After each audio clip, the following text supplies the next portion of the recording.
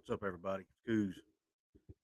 Last minute here, trying to get situated. Hope everybody's doing well. What's up, everybody? Welcome to a live stream Coos' Corner. What I'm calling from now on Coos' Corner Happy Hour. Want to do a pop up live stream real quick. Haven't done one of these in quite a while. Thanks to Kenneth Hill, who's already in here. Kenneth, appreciate you stopping in, my man. Hi, Coos. Glad to be here for the live, brother, man. Cool. Great content and love the show. Thank you, Kenneth. Always appreciate your support, man. I appreciate everybody's support. You guys got me to 3,000 subs. Very much appreciated. What I'm going to touch on in this live stream here tonight, couple different things. I really wanted to give my thoughts on the potential new, there's talk out there that they may add, um, that they may go to a 16 team playoff. Um, I thought that was very interesting. I want to give my opinion on that. I want to talk a little bit obviously about conference realignment. Um, And I want to talk a little bit about Pac-12 media days and some of George Kliavkoff's, I don't even know how to pronounce his name. Some of his comments that he might have made a little bit during the event. And then, of course, obviously going to go to the comment section, see what you guys have to say about that and any other topics you guys may want to discuss. I got a window behind me that's there we go. There we go. Is the volume okay? Let me know in the comment section if the volume's okay, please. Kind of done this last minute, kind of threw it together. Wasn't sure if I was going to be able to do one of these. I'd like to be able to schedule these, but my schedule just doesn't allow me to do that hardly. So I just have to do them when I can. Everybody that's on here already, I asked that you please hit that like button for me. It will get this live stream promoted more and hopefully get more people in here and get the chat room live and active, which is what we all want here on this Saturday night. What's up, P Digits? Finkel is Einhorn. What's up, man? How you doing? Thank you, Kenneth. He says volume's good. Wanted to show you guys something real quick. Just not even sports related really, but or college football related. Since this is live and I can kind of do what I want to, right? I'm gonna show you guys something. I don't know, I love Rocky, the Rocky movies, Rocky Balboa, the whole bit. I was at the beach last week or a couple weeks ago and picked me up a little something. Little collector's item, if you guys can see this. Little Rocky Balboa Funko Pop collector. You guys have probably seen, let me move my screen a little bit here, the AC/DC Funko Pop collection I have in my background because I'm a metalhead rocker guy. But I wanted to get this. I'm gonna try to start collecting a few of these here and there, ones that are, any figures I like, or I'm going to keep them in the box so that they'll hopefully keep their value. But I just thought that was cool. I love Rocky. That's my favorite movie series. So I just thought you guys might find that kind of neat.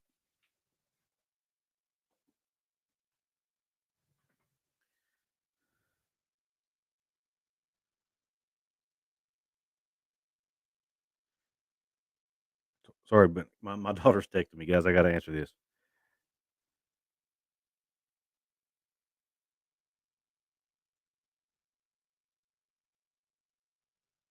Beauty of the live, right? Life. So good to know. Hey, what's up, 304 podcast? How you doing, my man? Thanks for hopping on. Anyway, let's get to the first topic here. I don't want to keep you guys waiting. Let's talk about the college football playoff potentially going to 16 teams.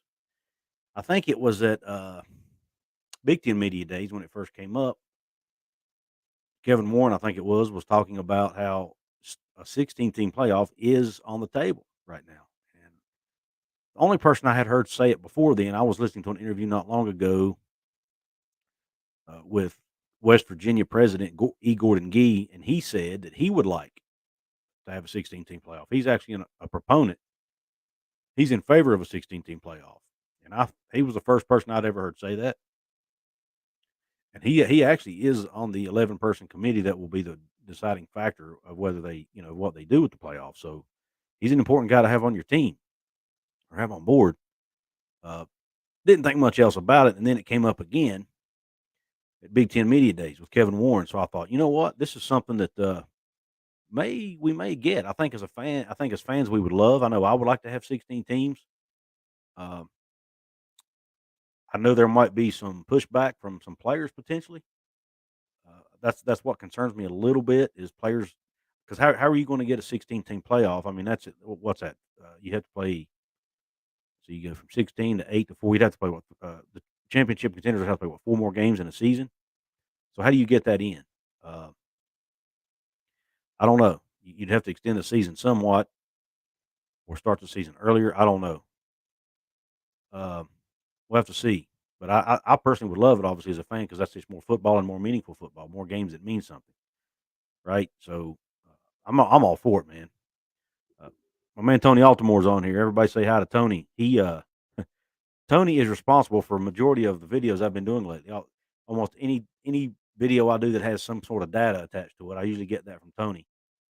So, Tony, I appreciate you hopping on. He says, I heard Akuza's Corner thinks the Cal is the best team for the Big 12. That's all everybody on Twitter is talking about. He's even flying to Berkeley to raise help money for Speaker Pelosi and Cal. Oh, man. There is, look, I'm not even going to touch on politics, brother, but if you see me flying to California uh, to donate money to Speaker Pelosi, then hell has frozen over. That's all I'm going to say. Oh, man. I don't want to get into politics. Um, Tony and I have a kind of an inside joke about West Virginia and Cal, how their collars are so much alike. He says that when you watch Cal play and watch West Virginia play, he said their collars are like exactly the same. So if they ever played each other, you wouldn't even be able to tell who had the ball. And he says that that could be the start of a great relationship, with a great rivalry, friendly rivalry between those schools. They ought to start helping each other out with research and all that. And he said that Cal could teach West Virginians how to make wine. I said, Tony, we don't make wine in West Virginia. We make moonshine. So he came up with some kind of fancy name for a moonshine wine mixture that Cal and West Virginia could go together and create. Pretty funny stuff. Uh, thank you, Tony. He says, everybody hit that like button. Please do that for me. Get this thing pushed out there. See what see what else we got in the chat here. I want to hear your guys' thoughts on a 16 team playoff. Love you too, Tony. Appreciate the help, man. Appreciate all the great stats and data that you provide for me and a bunch of other fellow YouTubers out there. Love Tony's fan base's analysis. It has changed my mind regarding ASU and Colorado. For the positive or the negative, John, did it make you want? Does it make you favor Colorado and Arizona State, or does it make you unfavorable to ASU and Colorado State? It says without a playoff, a lot of players opt out of bowl games. That's very true. The only thing where I think it's in danger of making the small. It could be in danger of making the smaller bowl games less meaningful. But I mean, we're kind of there anyway, are we not? You know, uh, positive. Okay, he has a positive outlook now of the of those two schools. Yeah, me too, John. I tell you what, man. When you can look at numbers, when you have numbers in front of them, you have data to back up your argument, man. When I was doing my San Diego State video that I did about whether they would be a good candidate, I went into that thinking there is no way in this world they would be a candidate for Big 12 expansion. No way. And I start putting the numbers on paper, and I'm like, they would be middle of the Big 12 in academics. They'd be middle of the Big 12 in football 5-year rank. I'm thinking the only thing they did not meet the standards on was TV viewership. And maybe a lot of that has to do with the fact that they're in a group of 5 conferences and their games get stuck on secondary networks. There's a lot to that. So, and I'm not saying San Diego State would ever, bring in 3 to 4 million viewers or anything like that, but if they can get up to that 500, 600,000 mark, it might be worthwhile thinking about adding them in to get that Southern California market. And from what I understand about San Diego State is that they're putting a lot of money into their program now. They're really putting more focus on it. So I see no reason why they wouldn't be. I'm not saying they should get in over any of these Pac-12 schools, but if you can't get all these Pac-12 schools that you want, maybe you go look at San Diego State. You know, uh, I know a guy in a Facebook group I'm in, Pete Mays. He's a big Houston Cougar fan. He's over a couple of Facebook groups, Big 12 Facebook groups, and some Houston Facebook groups. Uh, he's somebody that really I lean on for some a lot of good debate and a lot of good feedback on my videos as well. But he doesn't seem to think they're a good fit because their fan base is just not passionate enough. And I come back at him. I said, no offense, man, but Houston's fan base is not known to be the most passionate in the world either. So I don't know how you can argue against San Diego State and for Houston in the same breath, to be honest. But I understand his argument too. Uh, San Diego State has more elite admissions rate than any Big 12 team, including Baylor, BYU, and TCU. Yeah. So it was actually one of the arguments, Tony, that one of the people who watched my video made on Facebook that their admissions requirements were extremely strict, which usually means you have high academic standards. Michael Beers, thanks for hopping on, man. Says I'd rather have a 12-team playoff because 16 might be too many games for the players. Yeah, and that's what I touched on a minute ago. If you weren't here yet, some of the players may balk at this because we know we're this close to having players unionized, guys. There's a college football players association already formed. They're already out there trying to unionize players. They almost had Penn State's quarterback on board. He started getting some pressure from some of his friends at other schools, other Big Ten schools. So he backed off of talking with the College Football Players Association. There's a rumor that there was even some pressure being applied from up top by Kevin Warren, trying to prevent this union from happening. But at some point, college football players are going to unionize, guys. It's coming, whether we like it or not. It's coming, and this 16 team playoff, in my opinion, could be what ends up driving this union to form because these players may not want to play all these games. It's hard on their bodies. They all want to go to the next level and play. There's CTE's no concern now that everybody's got on their minds. So I'm not sure we will ever get to 16 without a fight. Like I said, as a fan, I love it, but looking at it from a player's perspective, it may not be the great. But you know what? Uh, FCS schools make it work. Division two schools make it work. So I don't see why Power Five schools or I should say FBS schools shouldn't be able to make it work either. So but there is a legit argument against it. But as a fan, I hope it happens. Uh, what are you talking about, Kenneth? He says, I will do this for you also because when you reach 10,000 subscription, I don't know what must have missed something. Let me go up here and see what Kenneth Hill says, I want to let everyone know I'm going to sing on Golden Blue Dude for 10,000 subscription celebration. Is that good or bad, Kenneth? I've never heard you sing, man. So is that a good thing or a bad thing? Tony Altamore again says, everything is to John Bolster says, everything is so great about both UA and CU. Then I shake my head because how on earth are they so bad? Yeah, it does make you wonder. Going to the Pac-12 is not a good decision for Colorado, apparently. He says he seems really good. Well, I appreciate that. It'll be a while before I get to that 10,000 number, but uh, by the way, 304 Athletics was on here a minute ago, or 304 Podcast, and I did tell him hello, but I forgot to tell you guys to go check out his channel. He does some good stuff over there, and even though his name's 304, which is the West Virginia area code, he's a fellow West Virginian and West Virginia fan. He does he covers all of college football, so regardless of what team you're a fan of, go check out his work. He says he thinks there should be 12 teams, bottom 8 playing at a neutral site. Then the 4 winners go on the road to the top 4. I can live with that. So you think the top 4 should get a bye? I'll be honest with you. I'm not a fan of byes. It's very, very frequent. I guess that's the right word. It's it bye doesn't always is bye a bye is not always an advantage. A lot of times teams get byes and it ends up hurting them in the end because the team that played the week before them is more fresh, or not more fresh, but more. They don't have any rust, I guess would be the best way to put it. I think getting that week off sometimes gives you some rust. Your hat is cute. Thank you, man. Uh, you can get a similar hat. This exact hat, I've not been able to find it again anywhere. But if you go to the Amazon link in the description box of my videos and click it, it will take you to where you can buy hats similar to this. It won't have the mesh backing, but it will have the uh, little I don't know, Tokyo Dachi guy, whatever he's called. He will be on it. The little Mountaineer will be on there.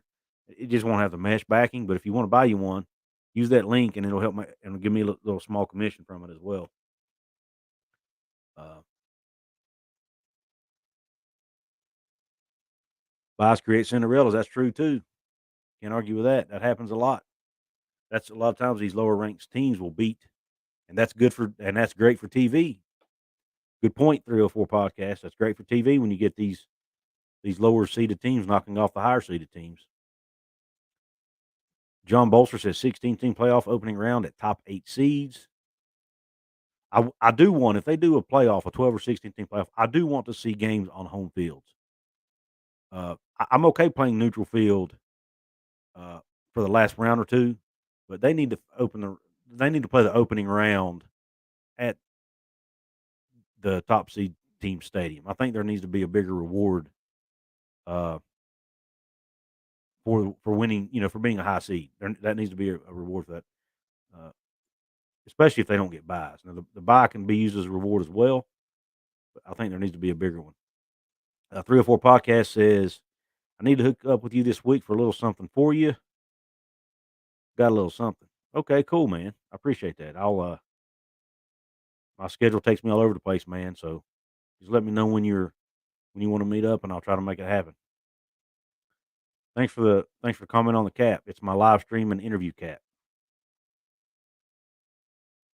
Tony Altamore says, I like 16, but I like 32 better, and I think we should include all conference champs, semis for A5 conferences, finals for AAC, service academy champ, HBCU champ, and 4 at-large teams. Tony, that ain't a bad idea, man.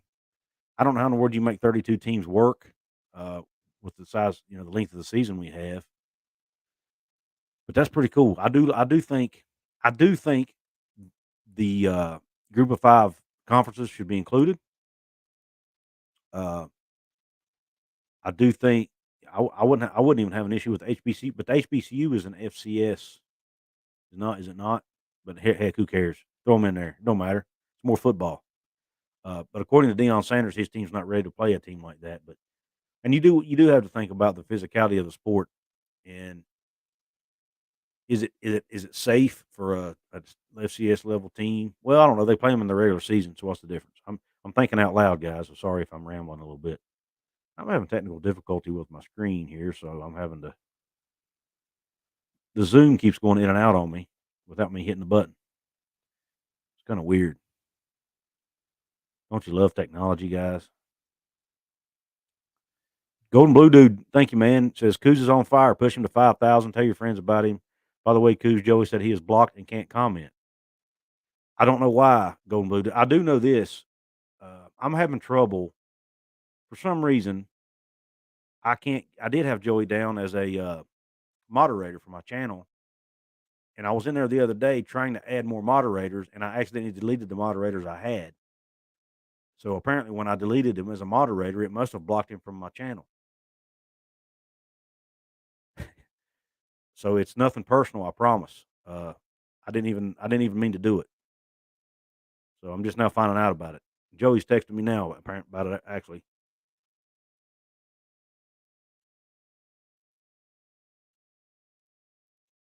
But anyway, so it wasn't intentional. I must have accidentally blocked him when I deleted him as a moderator.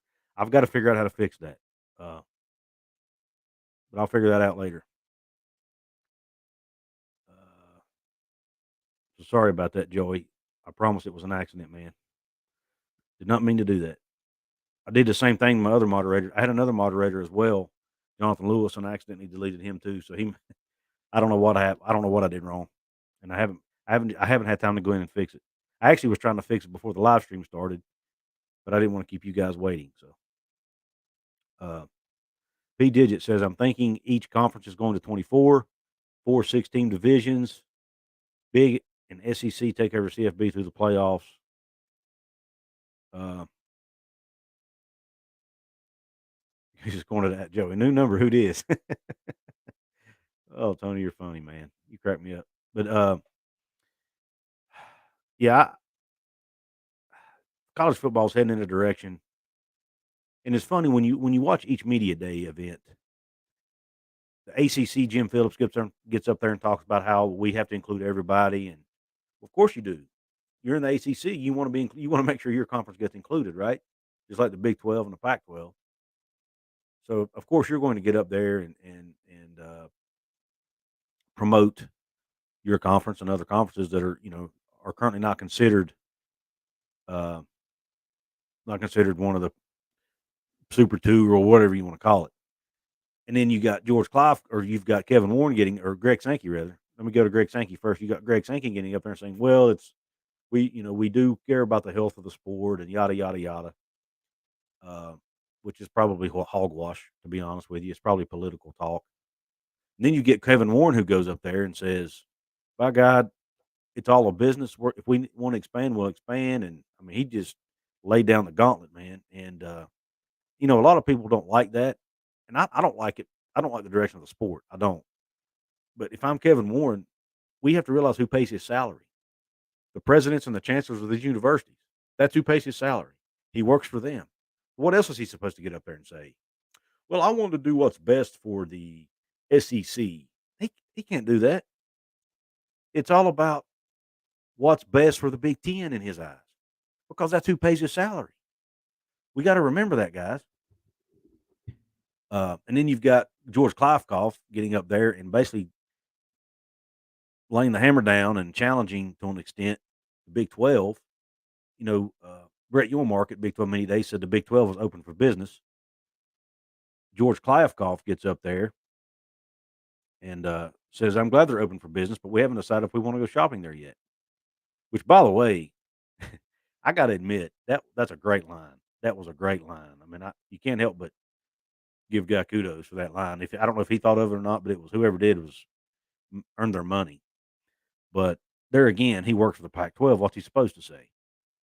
But what I don't understand is why is George Kliavkoff and the Pac-12 mad at the Big 12? Who they should be mad at is the Big 10 for taking their the two teams from their top market. I don't. So I mean, but he's more upset with the Big 12 than he is the Big 10. I don't get it. And the Big 10, Kevin Warren's the one who stabbed him in the back after forming an alliance. The Big 12 doesn't have an alliance with you, George. They can, uh, so I don't know. I know Tony's talked about how uh,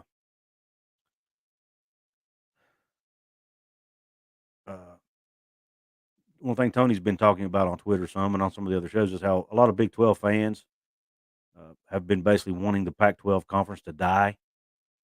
Uh, and I don't necessarily I don't want the conference to die, but what I want to happen, I want my school, West Virginia, to end up at the best seed possible. And I don't know what it takes for that to happen. So that's what I'm worried about.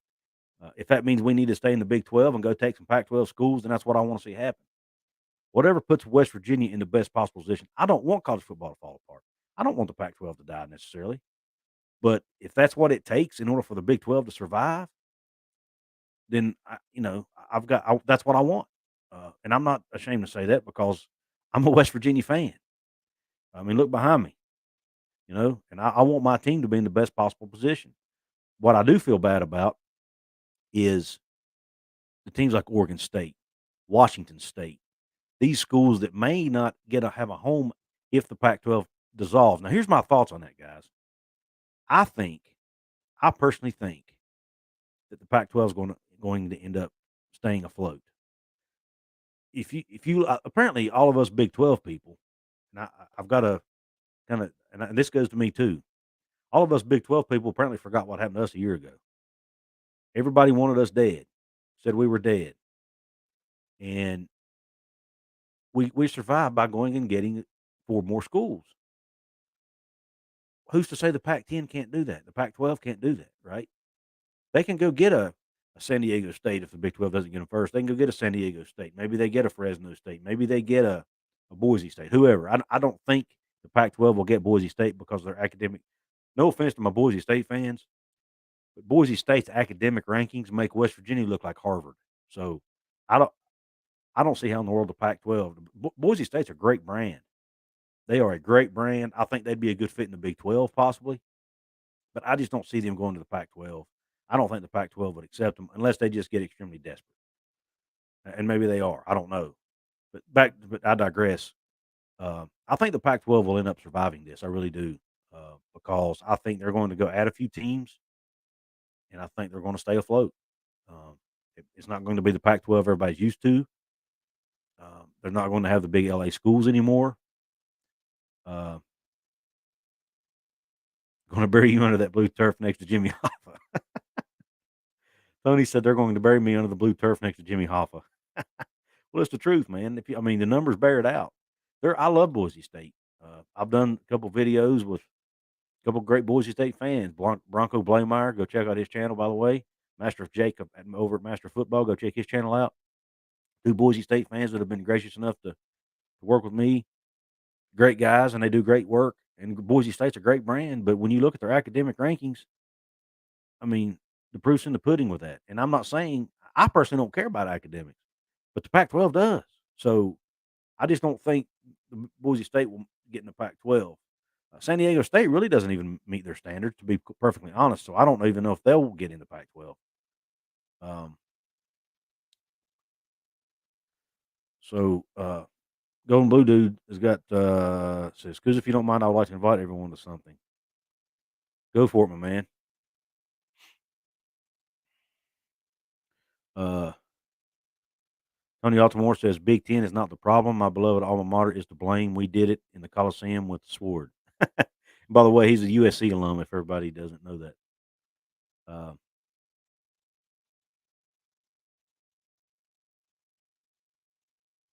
oh, and this is Joey, not Golden Blue Dude. Okay, thank you, Joey. He says, "Messing with Coos, I know he would not block me on purpose, and I mean what I said. Push Coos to 5,000. We can do it, everyone." And that starts with this: hit the like button on this video. That's the number one step in getting me to 5,000. Oh man, there goes my Zoom again. What the heck happened? Good grief, man, this is craziness. All right, got a super chat here. Thank you to Vanity Rose, one of my great Pac-12 viewers, subscribers, listeners. He's mad at the Big Ten, but that's over. If he talked about them, then people will say, "Get over it." Big 12 was up his you know what, so that's on his mind. That makes sense. Thank you for that $5 super chat, Vanny Rose, and thank you for that comment and for your support. That's a good comment. He's probably right. He can't live in the past. He's got to look forward, and looking forward, his number one competition, I guess, in his mind right now is probably the Big 12 because they're competing to see what conference. Those two conferences may be competing for who survives this thing, who survives the chaos of college football, the business now of college football.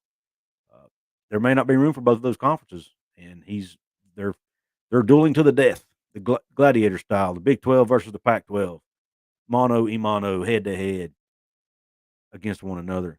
And ironically, Yormark and Kliefkoff are friends.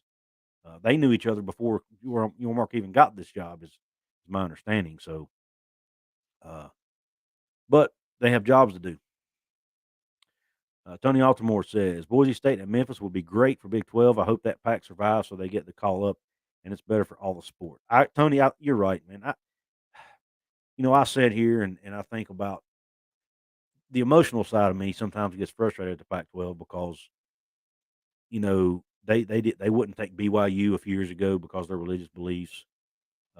Well, I know they're, and I know a lot of people don't agree with me on this. Tony, I know you don't either, because their religious beliefs are probably a little uh, extreme at times, right? There's might go a little past religion and into um, other avenues, but there was talks that they didn't want to work with TCU or Baylor or anybody else because of their religion, and I don't know if that's true, but if it is, I got a problem with that, and I think everybody needs to be able to work together and put all that stuff aside. And discrimination is the word I was trying to look for. A lot of people feel like BYU's beliefs are discriminatory. And maybe they are. I don't know, but I'm not going to get on that subject. But if it was strictly over their religion, I got an issue with that. Um, Maybe that's not the case. But that being said, there's a we have to put political differences and all these other crap aside, because you can't let that dictate decisions, business decisions, right? When it comes down to business, you have to let all that stuff go, and you have to do what's best for the sport of college football and for each specific conference.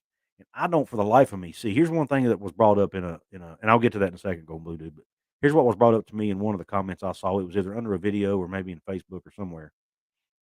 Somebody made a comment and it stuck with me. Those Autonomy 5 conferences, what we call the Power 5 conferences, each one of those conferences get a vote when it comes to making decisions for the sport, right? And whether it be college football playoff expansion, whether it be, policy issues, governance issues, all of that, they all get a vote. And if we get down to only 2 or 3 conferences, that means the SEC and the Big 10, the two big dogs, would definitely have power because their 2 votes are going to mean more. So if you want enough vote, I mean, that's the whole reason the alliance was formed, is so the SEC couldn't run the show basically, right? Well, if you get down to where there's only 3 conferences, the SEC, the Big 10, and let's say, say the Big 12 survives all this and becomes the last man standing. If there's only 3 conferences, that means the Big 10 and SEC can outvote the Big 12 on every issue. Is that really healthy for the sport? If we get down to 4 conferences, you only have 2 votes against the Big 10 and the SEC, which means it could come down to a tie, right? So if you have 5 Power 5 conferences, it's an odd number, which will allow the other 3 conferences to have a bigger say in what happens with the future of college football. So there is an advantage to having all 5 conferences survive this thing. The Big 10 and SEC will not yield as much power if there are more conferences that stay alive. So, I, I'm talking myself through this here. Maybe it is better that the Pac-12 survives. Maybe it's better for the sport of college football if the Pac-12 is able to sustain. Go add a couple schools. Go add. I don't know who they should add. Tony, you probably know that better than I do. But go add a San Diego State. Apparently, maybe they fit in with the Pac-12 with their stringent acceptance policies. Whoever, go add somebody. Go add a. My fear is the Pac-12 is going to go try to steal Houston away from the Big 12, which hopefully that doesn't happen. But go steal a couple school. Go take a couple group of 5 schools, Pac-12, get back to 12 teams, and hang in there. Because as long as you can keep Oregon and Washington in the fold, and Stanford and Cal, I think you'll be just fine. I really do. Um, Now, if you lose Oregon and Washington, all bets are off at that point. But if you can go add a couple more schools, get back to 12 or 14 teams, even 16, whatever, as long as you don't take any Big 12 schools, don't do that. Those are off limits. But go add you a couple schools, improve that media deal where you can get more people involved in that media discussion other than just ESPN, and survive this thing. And then you got 3 conferences against 2 when it comes down to voting from big issues in college football.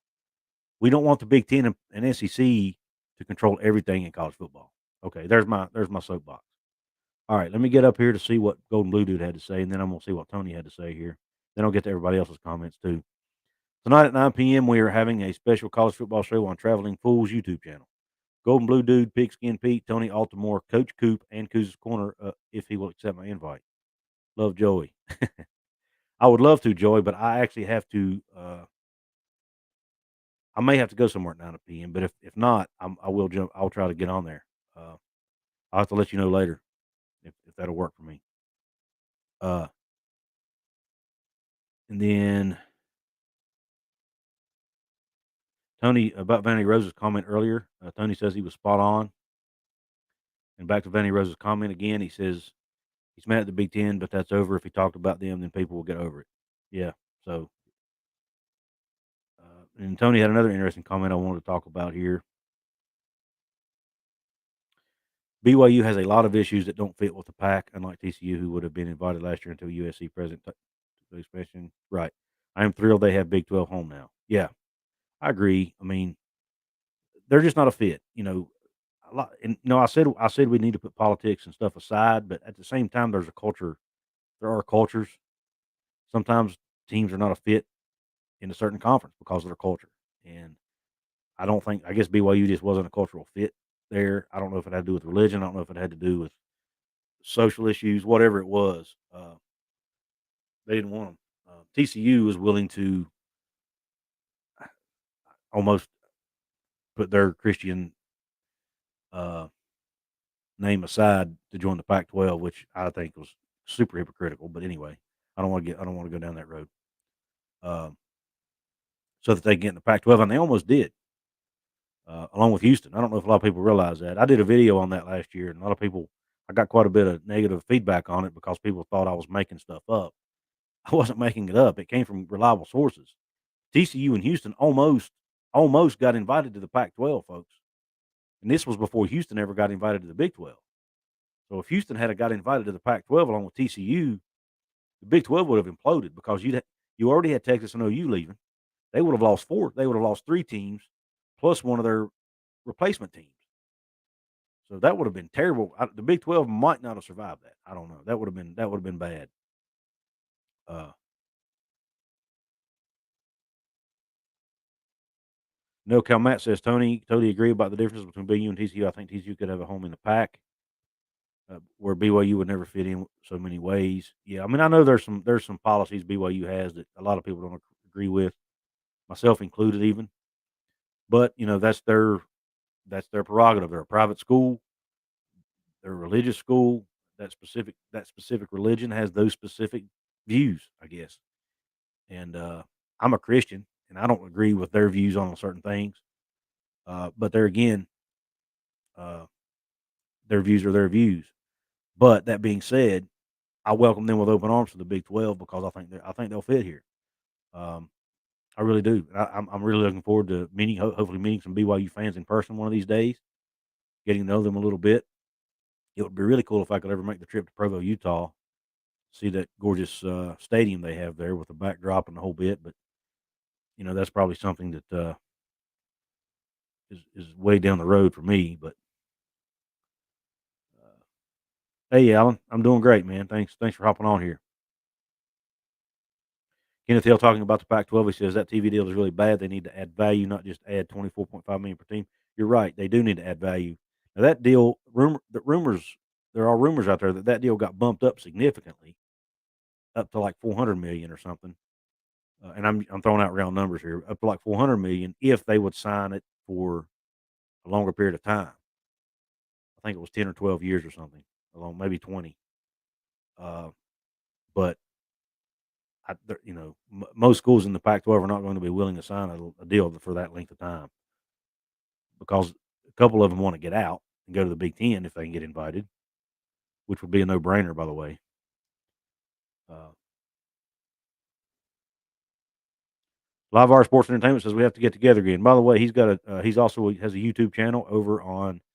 He's a Miami fan, covers Miami and all of college football, along with some other sports stuff. I think he covers some Washington. Is it Commanders now? I don't even know their name.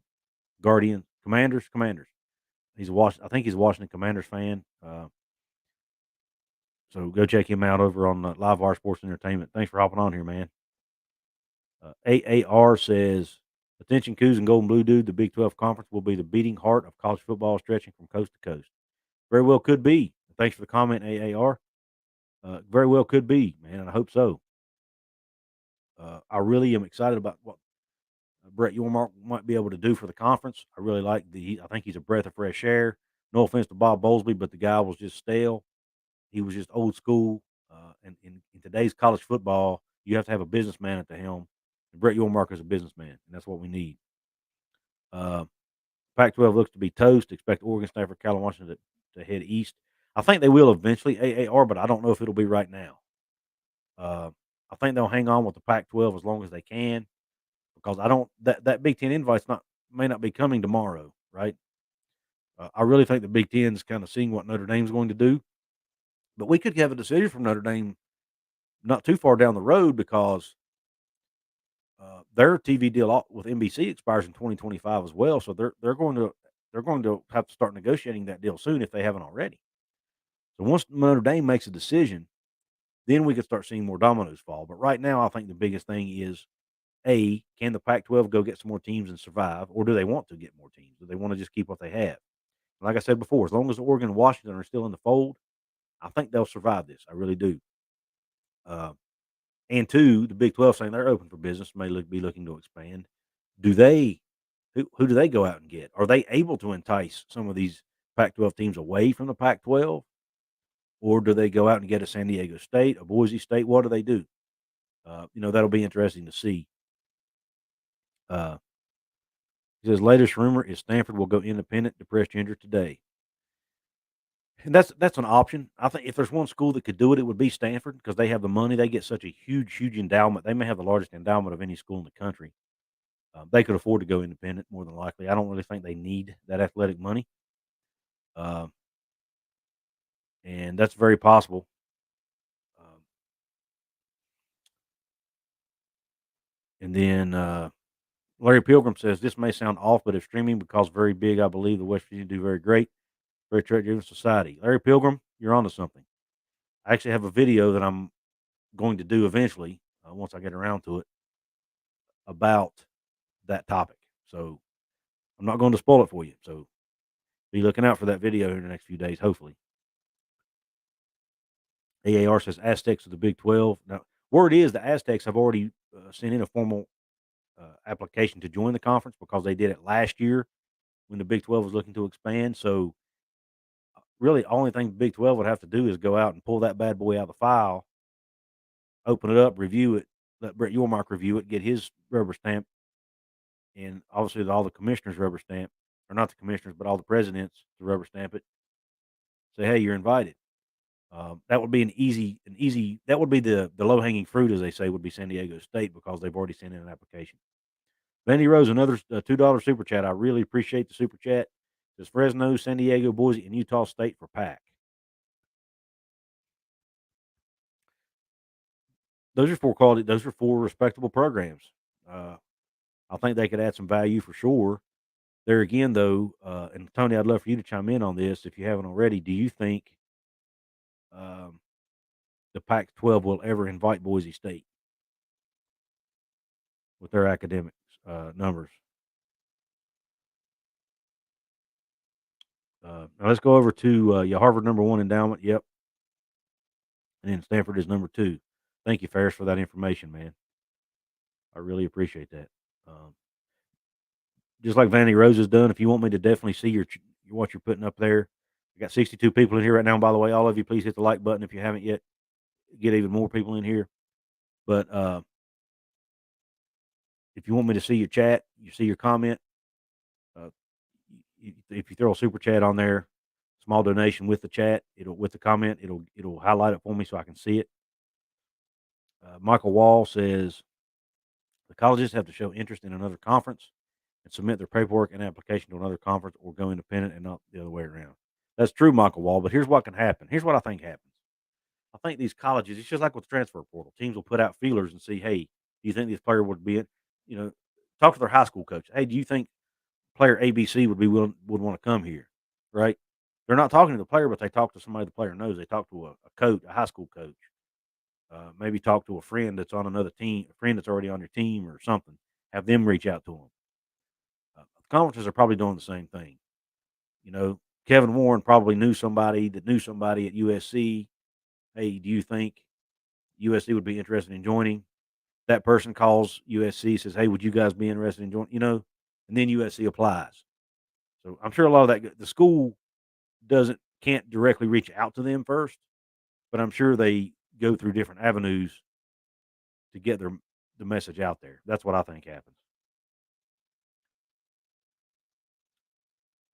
Let's see, no BSU for PAC unless they lose 6+ teams. Yeah, that's kind of what I'm thinking too, Tony. I do think they'd be a fit in the Big 12 though, Boise State. And if the Big 12 adds any more Group of 5 teams, I think they would probably be number one on the list. Uh, unless they, I don't know, unless they want that California mark. See, I would have said Boise State would be first on the list until now. Now that Southern California market is kind of up for grabs, so to speak, between Boise State and between the Big 12 and the Pac-12, San Diego State has now all of a sudden, in my opinion, become more attractive. But we'll see. Try Memphis. Memphis will be great for us as West Virginia fans. Memphis is not real close to West Virginia, but it's a lot closer than the San Diego State. Um,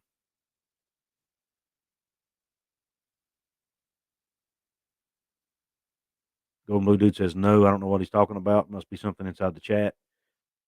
Michael Wall says that means the Pac-12 schools or whatever conference colleges have to reach out to the Big 12 first, and not the other way. Oh, I already read that. Sorry. Scotty B, the Baylor King. Check his channel out too, guys. He does a lot of stuff on Baylor athletics over on YouTube. Pac-12 is a conference of champions, but majority is non-revenue sports. Correct.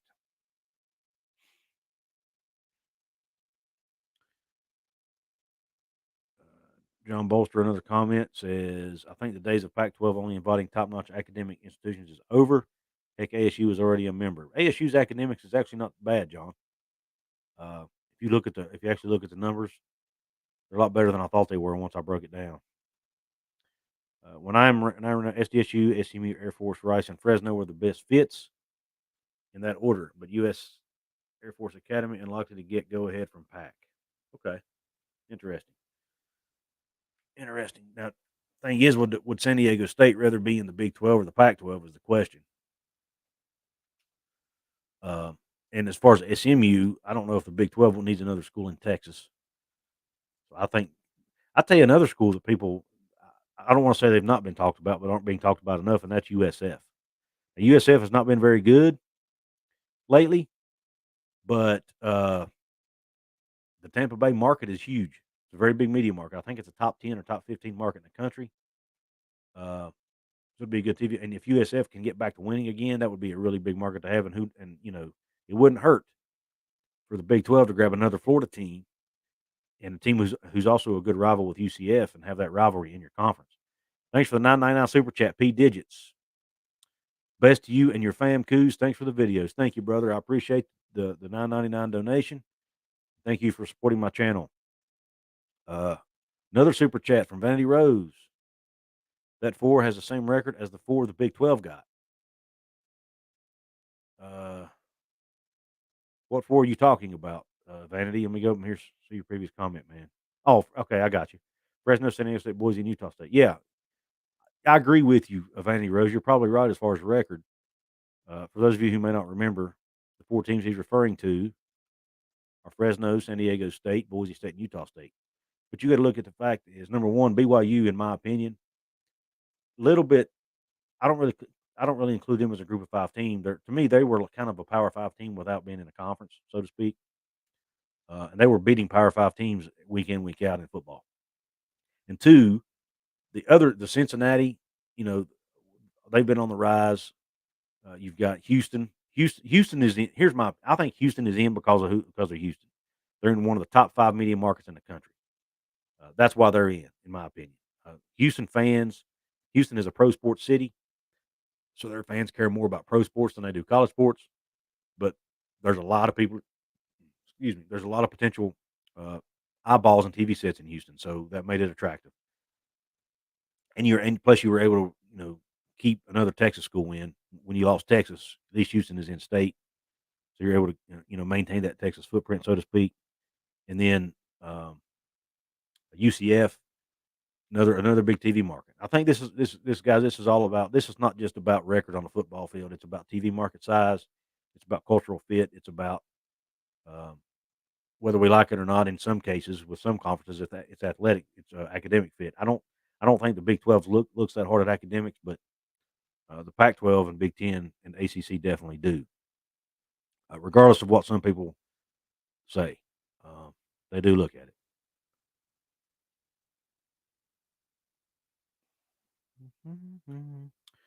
Also agree with Memphis. Thanks for the shout out, Coos. You're welcome. Um,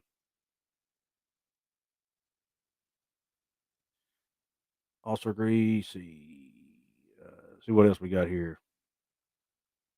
I'll go Cougs. Uh, oh, I didn't know that was you. I'm thinking, who's MP? Now I know who you are. Oh man, H Town baby. Yeah, Houston is. I'm actually. Here's what I think about Houston. I've seen some videos and pictures online of their. Uh, of their stadium and their basketball court. Beau They have one of the coolest basketball arenas I've seen. Uh, I would love at some point in my life to go visit that place. It just looks cool. I'm not sure how many people it holds, but it's a very, very cool looking arena, and I can't wait to see Dana Holgorsen come back to West Virginia. That there could be a rivalry developed there, believe it or not, between West Virginia and Houston because of the Dana Holgorsen piece alone. I think it's going to be very intriguing, and will make that game very interesting to people even outside of those two schools, in my opinion. Uh,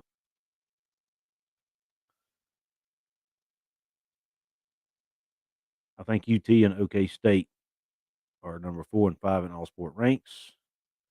Yeah, Michael Beer says, share this video, everyone. Thank you, Michael. I appreciate that, man.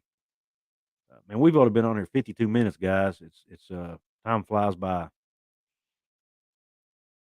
Got a $5 super chat from Football News Hour. Thanks, Football News Hour. It's Joey. Love you, Coos. Keep up the great work. Drive for 5 continue. Super chat challenge. Football News Hour is Joey Foster, guys. So good. Thank you, Joey. Thank you for the super chat. Football News Hour. Joey, is that a Football News Hour? Is that a separate YouTube channel, Joey, or what is that? Another super chat from Vanity Rose. Man, Vanity Rose, you have been too kind tonight, man. Thank you very much. Boise State is 8-4 versus BYU and 3-0 in Fiesta Bowl. Uh, okay, good point. Hey, look, I have nothing against Boise State. I like Boise State. I hope they come to the Big 12 at some point. I really do.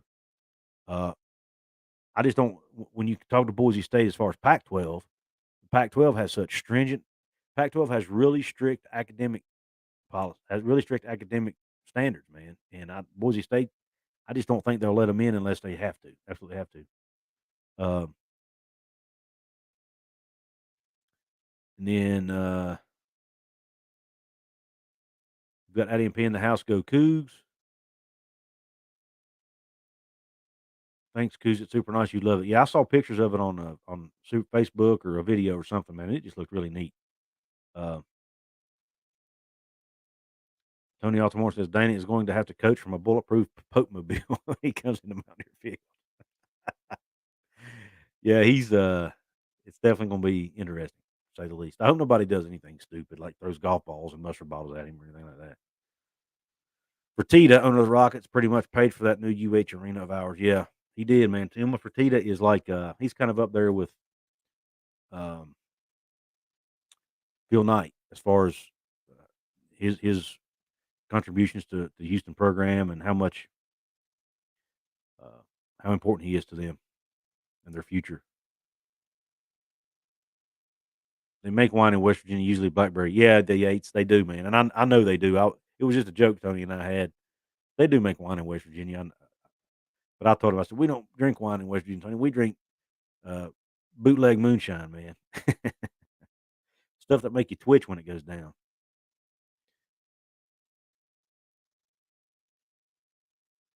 All right. Let's get to the next topic. What was I going to talk about here?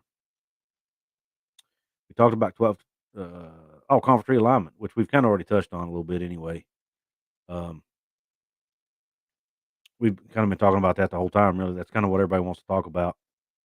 3 or 4 podcasts says throw cans of beer at old Uncle Dana. Not full cans of beer. Don't do that. Holy cow. Uh, Scotty B. Better King says Boise State AD is a Mac Rhodes protege because the AD worked at well. Yeah, I knew that. He's a superstar AD. His name has completely escaped me. Jeremy something, I think. But anyway, I didn't know his name. But yeah, he's a superstar. Superstar in the making.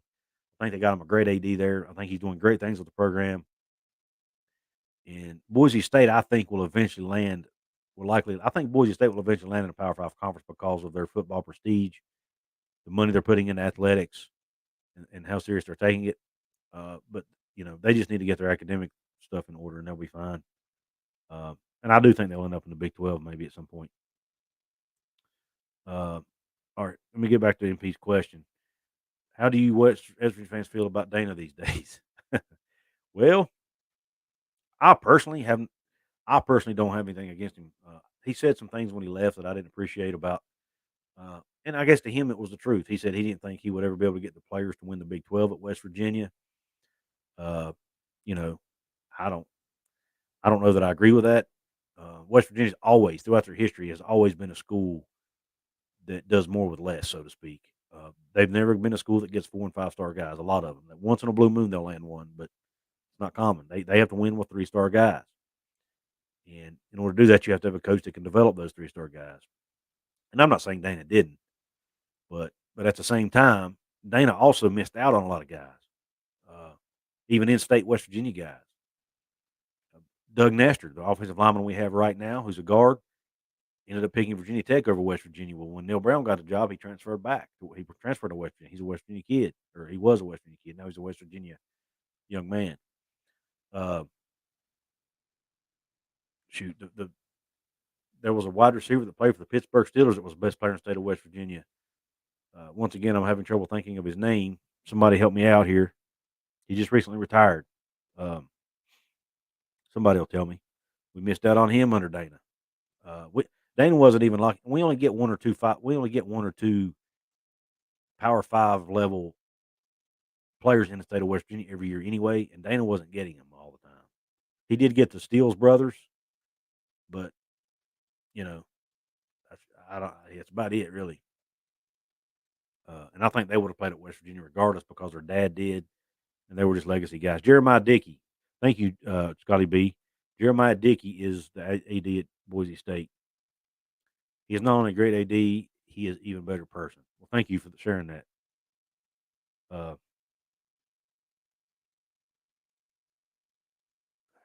there was something else. Oh yeah, okay, that's cool. Yeah, GBD just got 9,500 subs. He's killing it over there.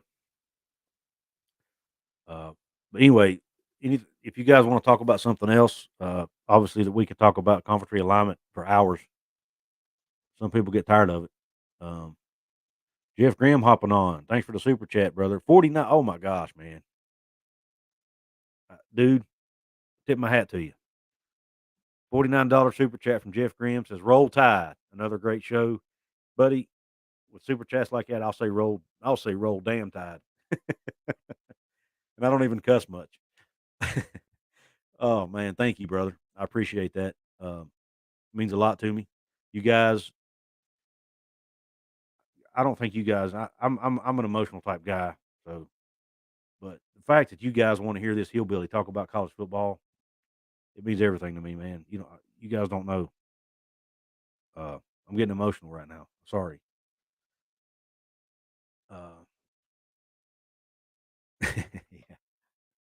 yeah. Try it, MP. Yeah. No, I don't have anything against Alabama. Nick Saban's a West Virginia guy. Uh, I love the fact that he's from our state and he's had the success he's had. He's done things pretty much the right way. I mean, yeah, Jimbo Fisher says he hasn't. Who knows? Uh, but I think for the most part he has. I think he's a man of pretty good integrity, and you can't argue with success. I think it's hard to argue that Nick Saban's not the best college football coach of all time. I guess you can make an argument for some of the older guys, the Bo Schembechlers and the those type of guys of the world, um, but Nick's got to be up there if not number one. So you got to respect it, man. He does a good job. And they landed another big recruit. I think it was yesterday.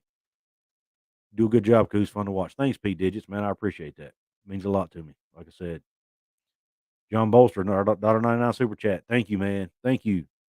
Uh, no comment with it. I don't know if you done that on purpose. Did you mean to leave a comment,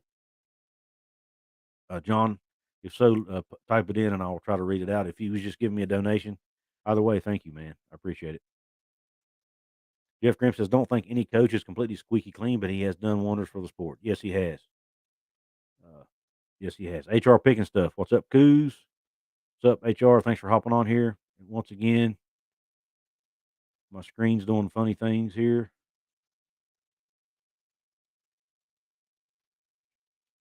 All right. I don't think you guys can see it, which is good. It's just me on my end. Michael Beer says, "Do you think Cincy and WVU will get a lot of views again?" and make the Big 12 a little more exciting? I think so. I mean, I think it gives us a chance to have a rival in the conference, and the fact that we played each other in the Big East days will help with that a little bit. They weren't in the same conference long enough to form a real strong rivalry, and West Virginia kind of dominated it. Cincinnati was able to get us a few times, but I'm telling you, the Cincinnati team coming into the Big 12 is not the same Cincinnati team from those Big East days. They're going to be dangerous, and they got a shot to come in and compete from day one, in my opinion. I mean, you look at the recruiting Luke Fickle's doing right now. I think they've got either a top 10 or 15 recruiting class nationally, not just in the Big 12, not just in the AAC, nationally. So it's going to be fun to watch, and I'm looking forward to it because, like I said, we need that rival in our conference. Um, what teams are in the come up in college football? Good question. That actually, in my here's ones that come off just off the top of my head. I think you got to go with Kansas State. I think Kansas State is somebody people are sleeping on. I did hear today they had a 4-star recruit that had committed to them. I think his name is Dylan Edwards, one of the highest rated recruits that they'd ever had commit. He decommitted today after a visit from Notre Dame. So or maybe yesterday. That's bad, but I do still think Kansas State's going to have a really good team this year. You got a lot of guys back. Deuce Vaughn's back. They got Adrian Martinez, a transfer from Nebraska. I think he's. I think that Kansas State's going to be a good fit for him. Uh, uh, I'm sorry, guys. I saw somebody lost their mom. All right. I want to send a shout out to whoever it was that lost their mom. Uh,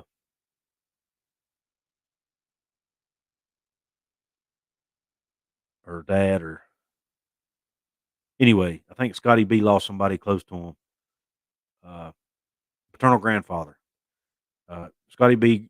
Bader King's grandfather recently passed away a few months ago. Sorry to hear that, Scotty. Sorry I got sidetracked, guys. I saw that and had to take a minute and recognize that.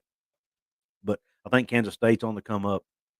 I do like what Shane Beamer's doing at South Carolina. I don't necessarily think they'll get there this year, but I think in 1 to 2 years they'll be there. I think South Carolina's doing some good things. Let me think a minute. Obviously, I'm more familiar with the Big 12 because that's the conference I follow the most. But I like what Cristobal's doing at Miami. Will it translate to wins on the field? We'll see. Um,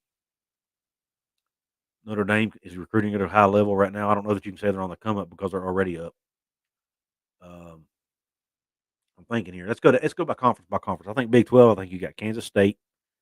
Uh, I think you got to potentially we could potentially put West Virginia in the conversation, but we got to see the result on the field first.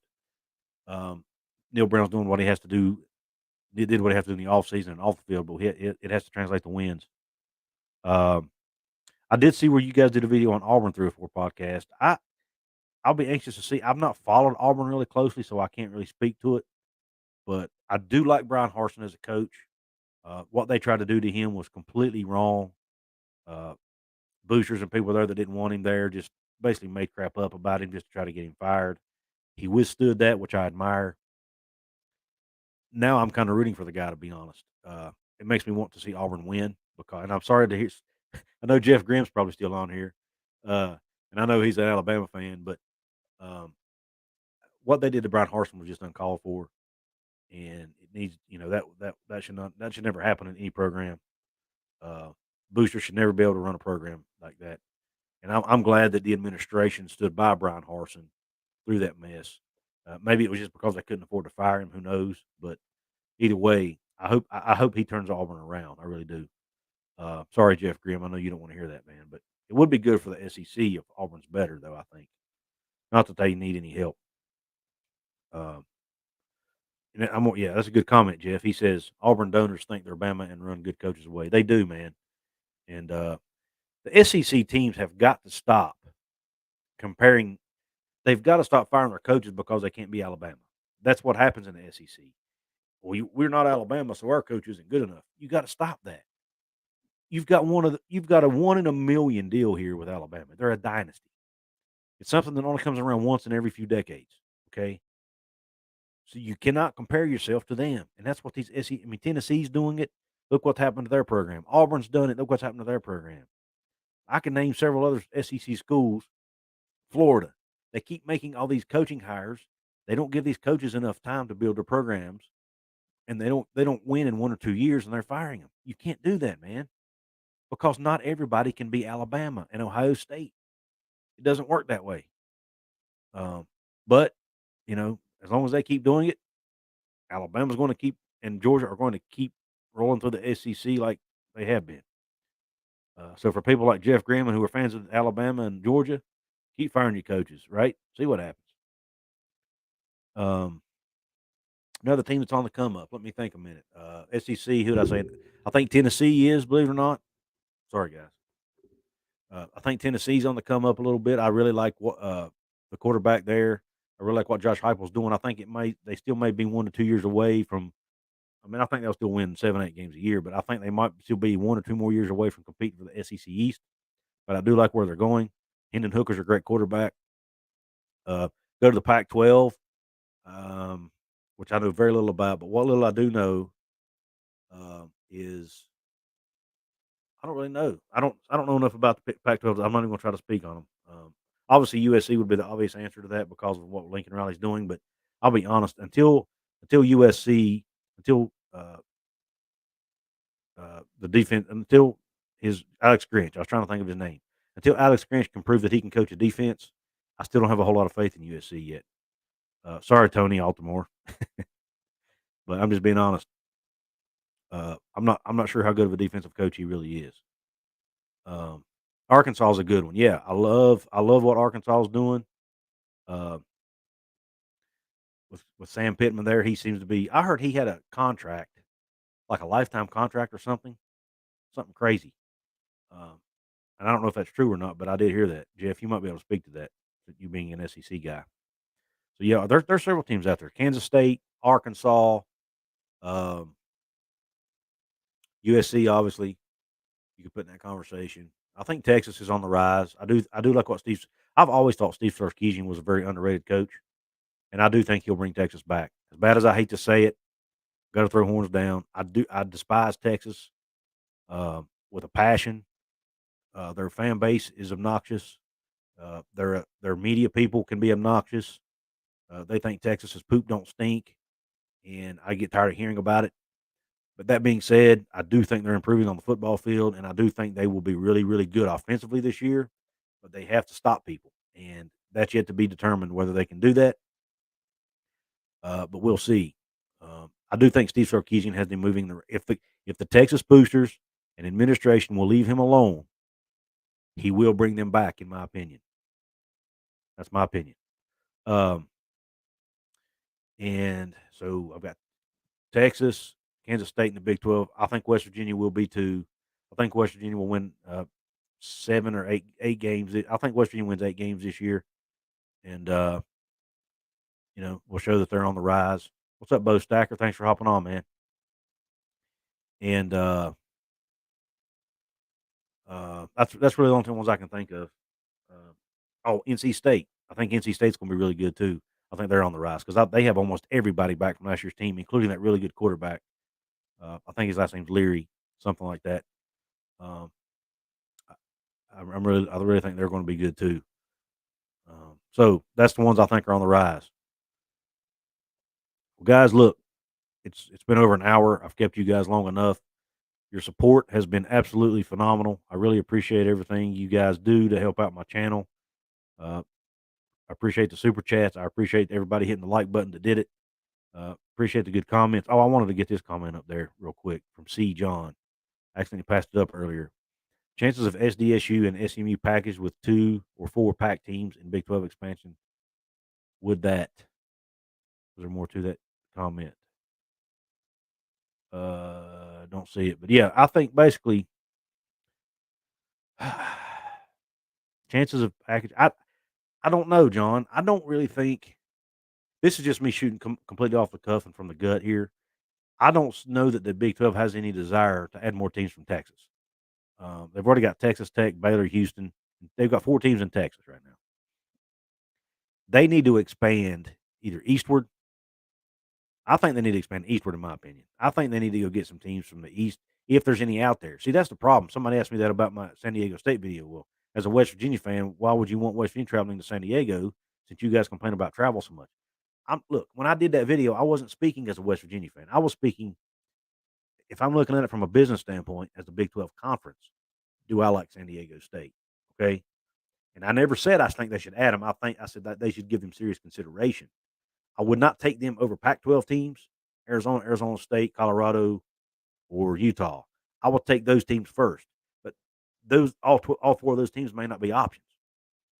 So I do think San Diego State deserves serious consideration uh, because of that San Diego market. I mean, I think it's important.